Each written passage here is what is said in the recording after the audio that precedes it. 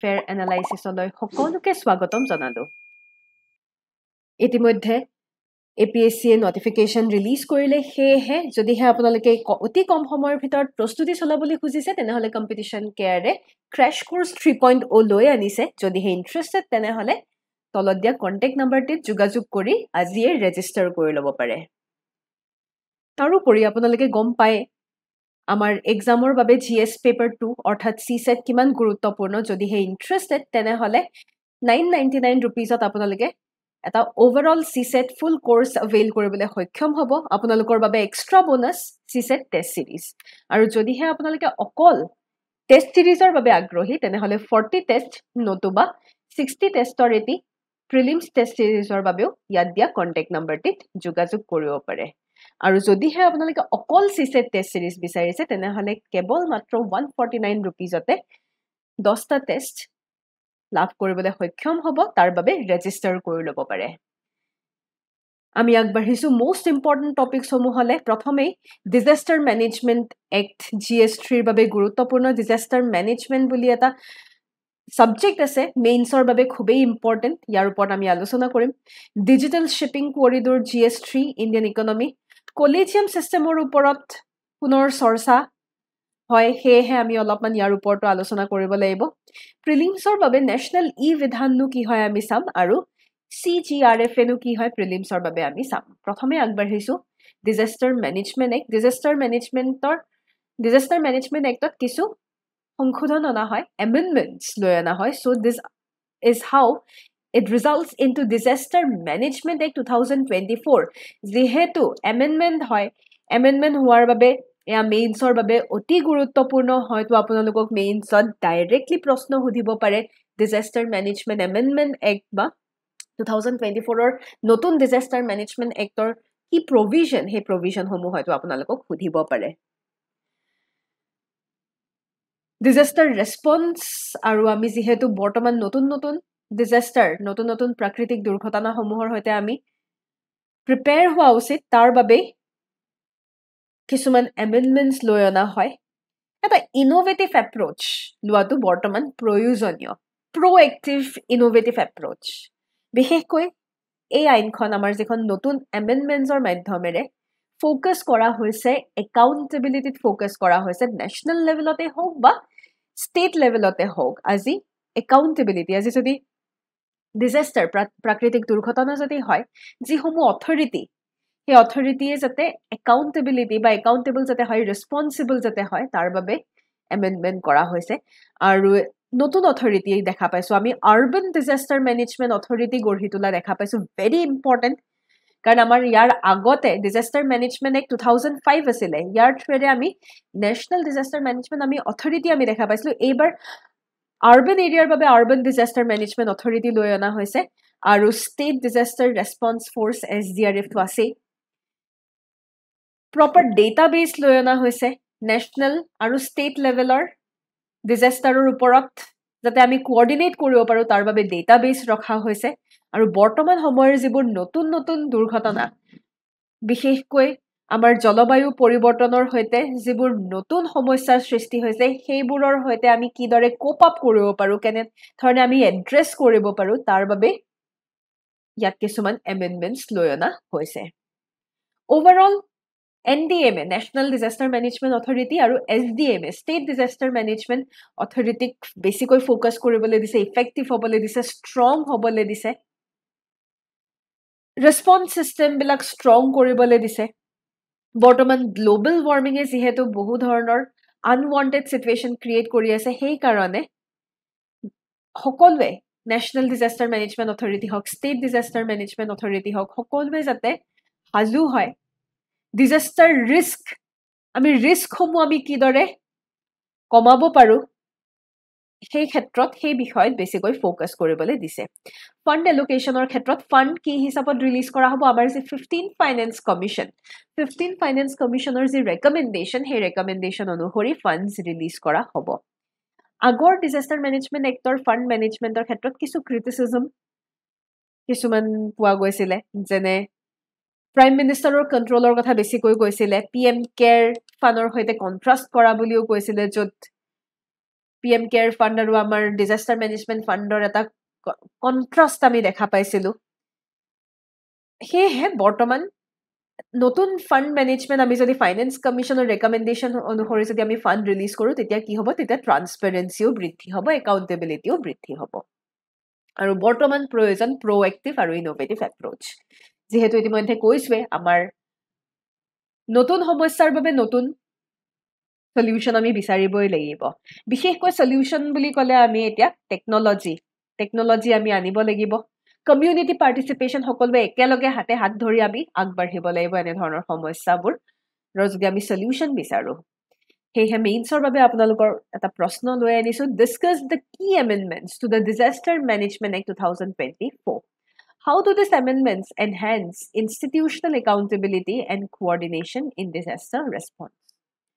উত্তৰ দি লিখিবলৈ চেষ্টা কৰিব ইয়াৰ পিছৰ নিউজলৈ আমি আগবাঢ়িছোঁ ডিজিটেল শ্বিপিং কৰিডৰ ভাৰত আৰু ছিংগাপুৰে digital shipping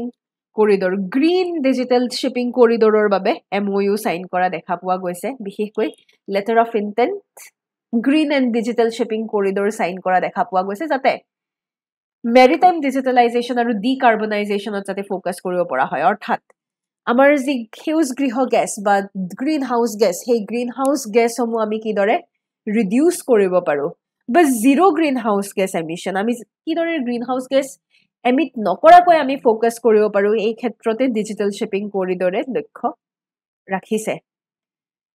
green digital shipping কৰিডৰৰ কথা যদি কওঁ ইয়াৰ দ্বাৰা কি হ'ব ইয়াৰ দ্বাৰা ভাৰত আৰু ছিংগাপুৰৰ ডেফিনেটলি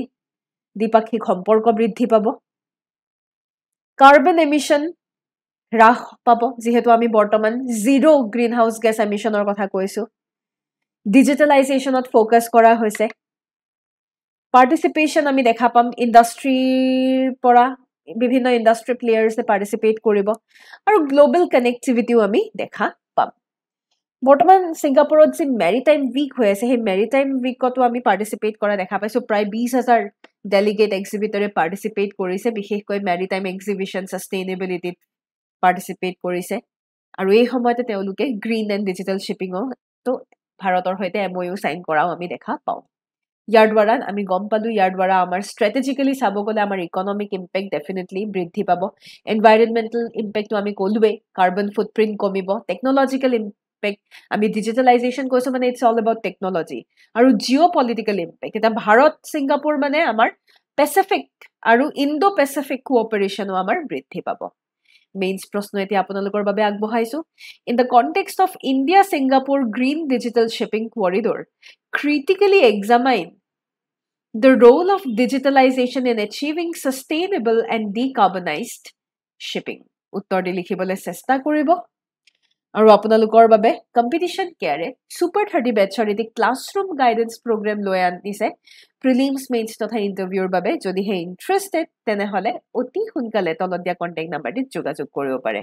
তাৰোপৰি যদিহে আপোনালোকে অনলাইন যোগে গাইডেন্সৰ বাবে আগ্ৰহী তাৰ বাবেও সুবিধা ৰখা হৈছে পলম নকৰি ইয়াত দিয়া কণ্টেক্ট নাম্বাৰটিত যোগাযোগ কৰিব পাৰে আমি আগবাঢ়িছোঁ ইয়াৰ পিছত কলেজিয়াম ছিষ্টেম ৰাজ্যসভাত অপজিশ্যন তথা চৰকাৰৰ ফালৰ পৰা কলেজিয়াম ছিষ্টেমক লৈ পেলাই কিছু বিতৰ্ক বুলি নকওঁ একচুৱেলি both অপজিশ্যন আৰু গভৰ্ণমেণ্টে কলেজিয়াম ছিষ্টেমক বৰ্তমান ক্ৰিটিচাইজ কৰিছে ৰিচেণ্টলি হাইকোৰ্টৰ জাজ জাষ্টিছ যশৱন্ত বৰ্মাৰ ঘৰত হাফ বাৰ্ড আধা পুৰা ইণ্ডিয়ান কাৰেঞ্চি পোৱা যায় আৰু সেই বস্তুটোৱে বিভিন্ন কথাৰ কুৱেশ্যন আহিছে আমি সঁচাকৈ এজন সঠিক মানুহক জাজ হিচাপে এপইণ্ট কৰিছোঁ জানো যি আমাৰ ভাৰতক সন্মান কৰিব নাজানে ভাৰতৰ কাৰেঞ্চি মানে যিয়ে ভালদৰে সন্মান কৰিব পৰা নাই ইয়াকে লৈ পেলাই পুনৰ কলেজিয়াম বিষয়টো উত্থাপন হয় কলেজিয়াম মানে কি কলেজিয়াম ছিষ্টেমটো হৈছে আপোনাৰ সুপ্ৰিম কোৰ্ট বা হাই কোৰ্টৰ জাজেছ এপইণ্টমেণ্টৰ ক্ষেত্ৰত বা ট্ৰান্সফাৰৰ ক্ষেত্ৰত যিটো ছিষ্টেম তাকে আমি কলেজিয়াম ছিষ্টেম বুলি কওঁ এয়া আচলতে কনষ্টিটিউশ্যনত মেনশ্যন কৰা নাই এয়া সুপ্ৰিম কোৰ্টতে বিভিন্ন জাজমেণ্টৰ থ্ৰুৱেৰে ইভলভ হয় গ্ৰেজুৱেলি আজি যদি আমি কলেজিয়াম ছিষ্টেম চাওঁ অভাৰঅল চিফ জাষ্টিছ আমাৰ ভাৰতৰ চিফ জাষ্টিছ অফ ইণ্ডিয়া লগতে 4জন ছিনিয়ৰ মোষ্ট সুপ্ৰিম কোৰ্টৰ জাজেছৰ সৈতে তেওঁলোকে জাজেছৰ এপইণ্টমেণ্ট বা ট্ৰান্সফাৰ ৰিলেটেড বিভিন্ন কাৰ্যত তেওঁলোকে ফোকাস কৰা দেখা পোৱা যায় আমাৰ আৰ্টিকল 124ত কি মেনশন কৰা আছে আৰ্টিকল 124ত মেনশন কৰা আছে যে সুপ্ৰিম কোৰ্টৰ জাজক কোনে এপইন্ট কৰিব প্ৰেসিডেন্টে এপইন্ট কৰিব কাৰ হৈতে কনসাল্ট কৰি হাই কোৰ্ট আৰু সুপ্ৰিম কোৰ্টৰ জাজৰ হৈতে কনসাল্ট কৰি পেলাইহে সুপ্ৰিম কোৰ্টৰ জাজৰ এপইন্টমেন্ট কৰিব পৰা যায় আৰু এনে ক্ষেত্ৰত chief justice of India consult কৰিবই লাগিব নিজৰ এপইন্টমেন্টৰ বাহিৰে বেলেগ কাৰোবাৰ এপইন্টমেন্টৰ ক্ষেত্ৰত চিফ জাস্টিস অফ ইন্ডিয়াৰ কনসালটেশন ইজ কম্পালসৰি আৰ্টিকল 217 কি কৈছে আৰ্টিকল 217ত কৈছে যে হাই কোৰ্টৰ জাজকো প্ৰেসিডেন্টে এপইন্ট কৰিব কাৰ কনসালটেশনত চিফ জাস্টিস অফ ইন্ডিয়া আৰু গভৰ্ণৰৰ কনসালটেশনত হাই কোৰ্টৰ জাস্টিস বা হাই কোৰ্টৰ জাজক এপইন্ট কৰা হয় কলেজিয়াম সিস্টেমৰ ৰিভলিউশন যদি চাও আমি জাজেস কেস কেটামান দেখা পাইছিলো যেনে ফাৰ্স্ট জাজেস কেছত আমি দেখা পাইছিলো এক্সিকিউটিভ পাৱাৰ দিয়া গৈছিল যে সুপ্ৰিম কোৰ্টৰ জাজ বা ওভাৰঅল জাজ এপইন্টমেন্টৰ ক্ষেত্ৰত এক্সিকিউটিভ পাৱাৰ পাৰ্লিয়ামেন্ট বা ওভাৰঅল এক্সিকিউটিভ পাৱাৰ বেছি সেকেন্ড জাজেস কেসে কি কৰিলে সেকেন্ড জাজেস কেসে ফাৰ্স্ট জাজেস কেসক কেনসেল আউট কৰি পেলাই কৈছে যে নহয় এক্সিকিউটিভ পাৱাৰ নহয় জুডিশিয়াৰীৰ হে পাৱাৰ থাকিব লাগে কেলে কাৰণ বেসিক ফিচাৰ আমাৰ যদি আমি ভাৰতৰ সংবিধানৰ বেসিক ফিচাৰ বুলি যদি ক'বলৈ যাও তেতিয়া হলে ইন্ডিপেন্ডেন্স অফ জুডিশিয়াৰীৰ কথা উল্লেখ কৰা আছে আৰু যদি জুডিশিয়াৰীৰ বা জাজেছৰ এপইন্টমেন্টটো যদি এক্সিকিউটিভে যদি একশন ল'ব লাগে তেতিয়া হলে জুডিশিয়াৰীৰ ইন্ডিপেন্ডেন্স থাকিল কত এনে ধৰণৰ বিতৰ্কৰ সৃষ্টি হয় হেহে সেকেন্ড জাজেস কেছত কয় যে চিফ জাস্টিস অফ ইন্ডিয়া কি কৰিব লাগিব দুগৰাকী সিনিয়ৰ কলিগৰ এডভাইস গ্ৰহণ তেওঁলোকৰ হৈতে কনসাল্ট কৰি পেলাই এডভাইস লৈ কনসাল্ট কৰি হেমতে এপইন্ট কৰিব পাৰিব তাৰ পিছত আহিলে থাৰ্ড জাজেস কেস তাতে কৈছে যে প্ৰেসিডেন্টে এপইন্ট কৰিব কেতিয়া after consultation with Chief Justice of India আৰু 4 of his senior most colleague তাৰ মানে CJI plus 4 জন senior most colleagueৰ consultation অনুসৰি হে প্ৰেসিডেন্টে আমি যেটো দেখিলো আৰ্টিকল 124ত মেনশন কৰা আছে প্ৰেসিডেন্টে সুপ্ৰিম কোৰ্টৰ জাজেছক এপইন্ট কৰিব পাৰিব তো ইয়া আমাৰ ফাৰ্স্ট জাজেস কেস সেকেন্ড জাজেস কেস আৰু থাৰ্ড জাজেস কেস আমি দেখা পাও এটাত এক্সিকিউটিভ সুপ্ৰিমেসি এটাত আমাৰ জুডিশিয়াৰী সুপ্ৰিমেসি আৰু ইয়াতেও জুডিশিয়াৰী সুপ্ৰিমেসি খালি অলপমান changes why because of independence of judiciary তাৰ পিছত আহে আমাৰ fourth judges case 2015 চনত যত 99 constitutional amendment act লৈ অনা হয় আৰু national judicial appointment commission act এখন লৈ আনে আৰু ইয়াৰ মূল উদ্দেশ্য আছে যে হৈছিল যে কলেজিয়াম সিস্টেমক আমি ৰিপ্লেস কৰিব লাগে আৰু হেহে national judicial appointment commission NJAC create কৰে যাৰ দ্বাৰা NJAC কি কৰিব NJAC determine কৰিব যে কাক এপইন্টমেন্ট কৰিব লাগে নালাগে গুটেইটো বাই এপইন্টমেন্ট কমিশন ডিটাৰমাইন হ'ব কিন্তু সুপ্ৰিম কোৰ্টে কি কলে সুপ্ৰিম কোৰ্টে 99 কনস্টিটিউশনাল এমেন্ডমেন্ট তথা NJAC আনকনস্টিটিউশনাল বুলি কৈ দিলে কিয় because it violates the basic structure of constitution আৰু basic structure of constitution কি basic structure of constitution বুলি কলে বহুত পইণ্টস আছে তাৰ ভিতৰত এটা পইণ্ট হৈছে independence of judiciary আজি judicial appointment যদি executive বা অন্য লোকৰ যদি involvement থাকে then there won't be any independence of judiciary হে কাৰণে ইয়াক unconstitutional বুলি কোৱা হয় আৰু তেনেকে collegium system intact থাকে কিন্তু collegium systemৰ কিছুমান issues আছে তেনে transparency অভাৱ ইয়াত biasness আমি দেখা পাও nepotism বুলি এক কথাত কব পাৰে checks and balancer systemৰ against women representation দেখা পাবলে বহুত দিগদাৰ আপুনি দেখা নাপায় জজৰ ট্ৰান্সফাৰৰ ক্ষেত্ৰত কি কাৰণে ট্ৰান্সফাৰ কৰা হৈছে তাৰ ৰিজন ডিসক্লোজ নকৰে merit based selection নহয় purely nepotism based ইয়াকে কৈ পেলাই আপোনালোকৰ বাবে মেইনছ প্ৰেক্টিস কোৱেশ্চন এতিয়া আগবঢ়াইছো critically examine the Supreme Court's judgment on NJAC Act 2014 with reference to the appointment of judges of higher judiciary in India উত্তৰ দি লিখিবলে চেষ্টা কৰিব আৰু এখিনতে জনাই থওঁ যে প্ৰতি শনিবাৰে কম্পিটিশন কেয়াৰে এটি কাৰেন্ট এফেয়াৰ টেষ্ট সিৰিজ কণ্ডাক্ট কৰে যদিহে ইণ্টাৰেষ্টেড তেনেহ'লে কেৱল মাত্ৰ 10 টকাত আপোনালোকে এই টেষ্ট চিৰিজটো এভেইল কৰিবলৈ সক্ষম হ'ব প্ৰিলিমছৰ বাবে নেশ্যনেল ই বিধাননো কি হয় আমি চাওঁ নেশ্যনেল ই বিধান প্লেটফৰ্ম দিল্লীয়ে জইন কৰিছে নেশ্যনেল ই বিধান এটি ডিজিটেলাইজড প্লেটফৰ্ম য'ত আমাৰ লেজিসলেটিভ অপাৰেশ্যনসমূহ আমাৰ বিধানসভাৰ যিবোৰ কাৰ্যকলাপ এই গোটেইবিলাক পেপাৰলেছ প্ৰচিডিংছৰ মাধ্যমেৰে ডিজিটেলাইজড মাধ্যমেৰে যাতে আমি আগবঢ়াব পাৰোঁ গোটেইটো ক্ৰিয়েশ্যন আৰু ইমপ্লিমেণ্টেশ্যনৰ ক্ষেত্ৰত মিনিষ্ট্ৰী অফ পাৰ্লিয়ামেণ্টাৰী এফেয়াৰ্ছ আছিলে আৰু it's a part of one nation one application vision prelims practice question এতিয়া আপোনালোকৰ বাবে which state was the first in India to implement national e-vidhan application Madhya Pradesh Nagaland Gujarat Rajasthan উত্তৰটি জনাবলৈ নাপাহৰিব ইয়াৰ পিছত আমি আগবাঢ়িছো CGRFA মানে হৈছে commission on genetic resources for food and agriculture 20th meeting আমি দেখা পাওঁ CGRFA ৰ ওপৰত অলপ চাওঁ it's a permanent intergovernmental body 1983ত এষ্টাব্লিছ হৈছিলে মূল উদ্দেশ্য হৈছে ফুড ছিকিউৰিটি আৰু এগ্ৰিকালচাৰৰ ওপৰত হেডকোৱাৰ্টাৰ ৰোম ইটালীত পেৰেণ্ট অৰ্গেনাইজেশ্যন হৈছে food and agriculture organisation united নেশ্যনৰ এই কমিশ্যনৰ যদি আমি এইম চাওঁ sustainable use of biodiversity for food agriculture আৰু মানুহৰ বাবে